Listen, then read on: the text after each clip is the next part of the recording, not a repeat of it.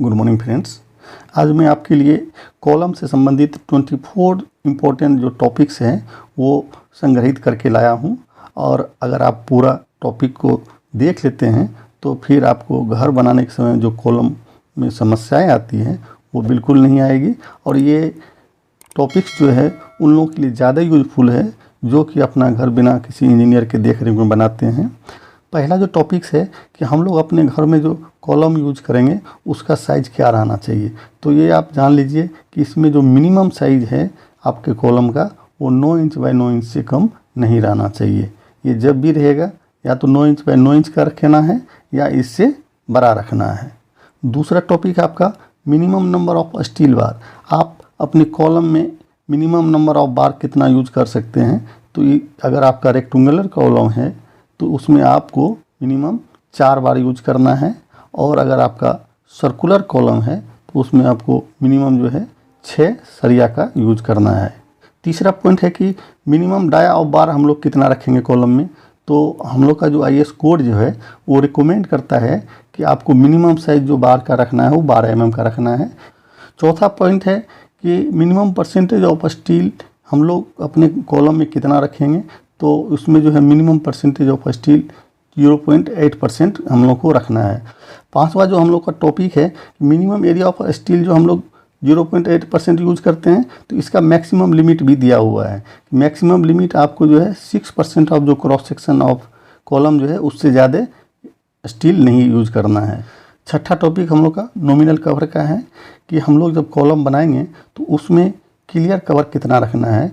तो इसमें 40 mm आपको क्लियर कवर रखना है कॉलम में। और ये क्लियर कवर जो है ये आपका जो रिंग है और जो कंक्रीट का बाहरी सरफेस है वो डिस्टेंस आपको 40 mm रखना है, इससे कम नहीं रखना है इसको। लेकिन एक्सेप्शनल केस में आप 25 mm क्लियर कवर भी प्रोवाइड कर सकते हैं। लेकिन उसके लिए कंडीशन है कि ये सरिया जो है आपका 12 mm का होना चाहिए और इसका जो साइज है आपका कॉलम का वो 8 इंची या उससे नीचे का रहना चाहिए। सातवां टॉपिक है कि आपके कॉलम में जो कवर रहेगा उसमें हम लोग का टॉलरेंस क्या रहेगा।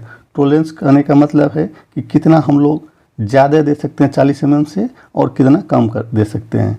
तो आप 40 mm से 10 mm तक ज़्यादा दे सकते हैं। इसका मतलब कि आप क्लियर कवर जो है 50 mm तक का यूज़ कर सकते हैं, लेकिन 40 mm से कम यूज नहीं कर सकते हैं। इसमें निगेटिव टॉलरेंस आपका -0 mm है। 10 mm बढ़ा सकते हैं लेकिन घटाना नहीं है।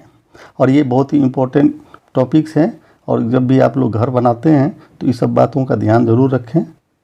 कॉलम में हम लोग का जो कोड मेंशन करता है कि मिनिमम ग्रेड ऑफ कंक्रीट जो है M20 का रहना चाहिए।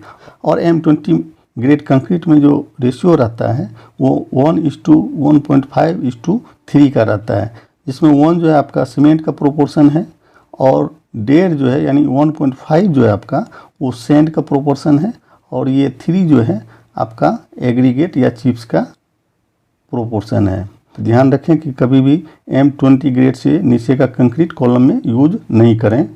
9वां टॉपिक आपका है मिनिमम स्पेसिंग ऑफ कॉलम, यानी हम लोग 2 कॉलम के बीच में कितना कम से कम डिस्टेंस रख सकते हैं। और ये जो कॉलम है हम लोग जो बात करते हैं वो आइसोलेटेड कॉलम का बात कर रहे हैं और ये आइसोलेटेड कॉलम में 5 से 7 फीट मिनिमम डिस्टेंस रहना चाहिए। 10वां टॉपिक जो है और बहुत ही इम्पोर्टेंट टॉपिक है खास करके आप लोगों के लिए कि जब भी आप घर बनाते हैं तो 2 कॉलम के बीच में मैक्सिमम डिस्टेंस हम लोग कितना रखें। अगर मान लीजिए ये C1 है और ये C2 है तो हम लोग को ये ध्यान रखना है कि 2 कॉलम के बीच का डिस्टेंस जो है 16 फीट से ज़्यादा नहीं रहना चाहिए। अगर इसमें भी कंडीशन है कि अगर आप 9 इंची बाय 9 इंची का कॉलम यूज कर रहे हैं तो उस केस में आपको 13 फीट से ज़्यादा 2 कॉलम के बीच में डिस्टेंस नहीं रखना है। 11वां पॉइंट आ जाता है कि मिनिमम डायमीटर ऑफ टाई बार हम लोग को कितना रखना है, यानी कॉलम में जो हम लोग टाई बार यूज करेंगे उसका डायमीटर कितना रखना है।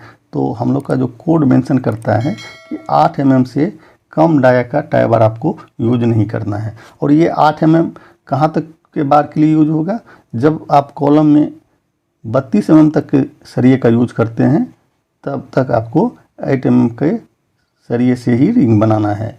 लेकिन जैसे ही आप 32 mm से ज़्यादा का सरिया अपने कॉलम में यूज करेंगे तो फिर आपको जो टाई वार का डायमीटर है वो 10 mm का यूज करना पड़ेगा।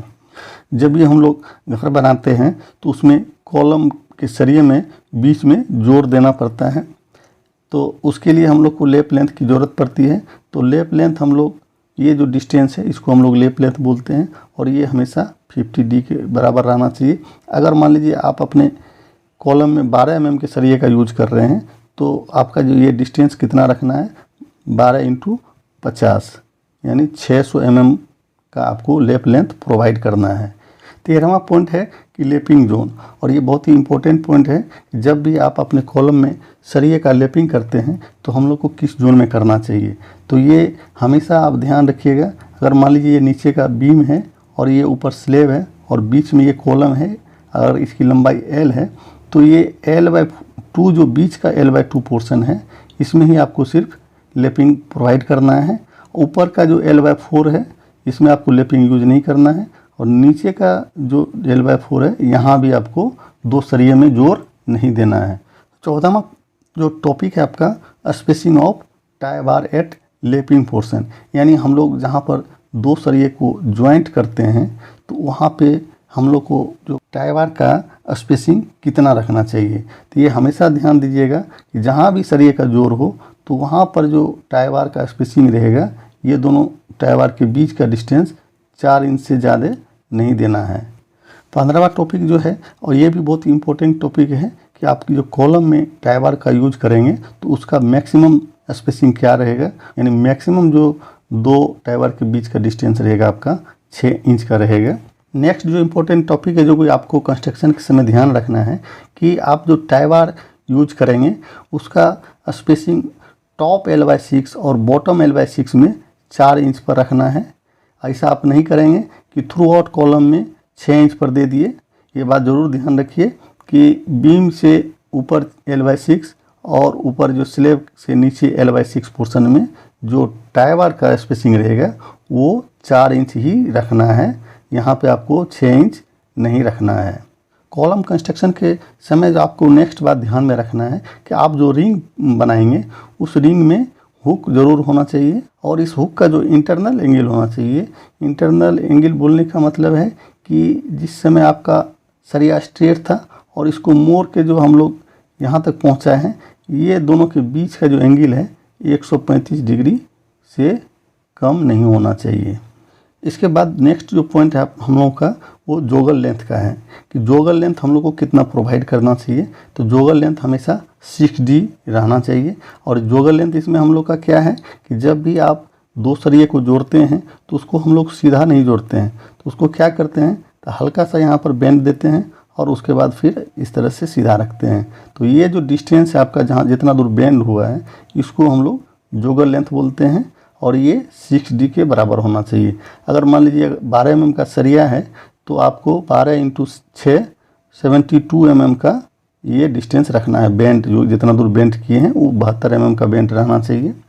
कॉलम बनाने के समय में जो दूसरे बात का हम लोग को ध्यान रखना है कि जब भी हम लोग 2 सरिये को जोड़ेंगे तो ये बात हमेशा ध्यान रखिएगा कि ये नीचे का जो बॉटम बार है और ऊपर में ये हम लोग जो लेपिंग कर रहे हैं दूसरे बार से, तो इसका जो जोगल पोर्शन है यानी जो बेंड किया हुआ पोर्शन है वो हमेशा नीचे का जो सरिया है उसके इनवार्ड सरफेस के तरफ रहना चाहिए।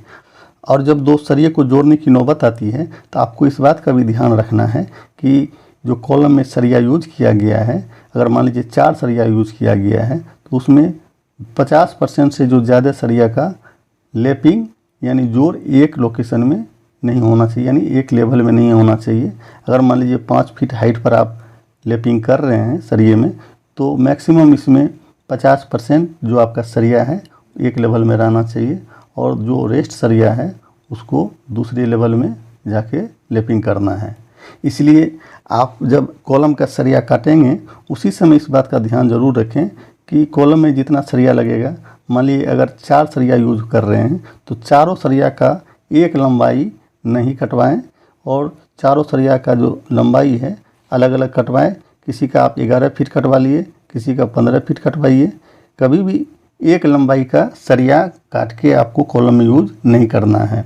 उससे क्या होगा कि आपके सारे सरिया का जो जोड़ है एक ही लेवल में आ जाएगा। और ये हम लोग को कोड जो है वो बिल्कुल स्ट्रिक्ट करता है कि आप एक लेवल में 50% जो सरिया है आपका कॉलम का, उससे ज़्यादा में जोड़ नहीं होना चाहिए।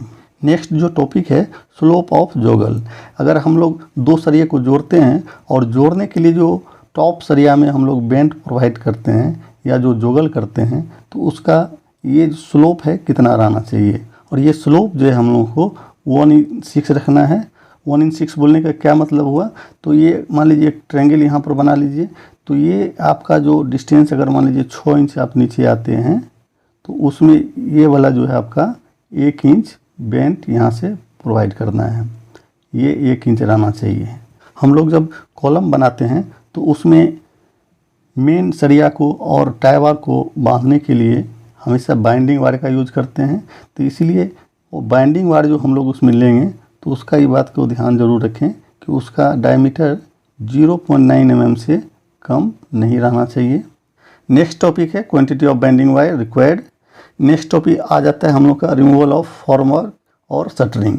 जब हम लोग कॉलम का कास्टिंग करते हैं तो कास्टिंग से कितने देर के बाद हम लोग शटरिंग को हटा सकते हैं। तो इसमें सब वर्टिकल फेस है, इसमें इसीलिए आपको 16 से 24 घंटा के बीच में आप अपने शटरिंग को हटा सकते हैं। लास्ट जो टॉपिक है हम लोग का कि जब हम लोग कॉलम कास्टिंग के लिए शटरिंग का यूज करते हैं तो उसमें डायमेंशनल टॉलरेंस कितना रख सकते हैं। तो उसमें डायमेंशनल टॉलरेंस के लिए आप +12 mm से -6 mm तक रख सकते हैं। लेकिन इस बात का ध्यान रखेंगे कि ये डायमेंशनल टॉलरेंस सिर्फ कंक्रीट फेस के लिए है, ना कि स्टील बार के लिए। ये वीडियो अगर अच्छा लगे तो इसको लाइक और शेयर ज़रूर करें। अगर आप नए व्यूअर हैं तो चैनल को सब्सक्राइब ज़रूर करें। Keep watching. Thank you.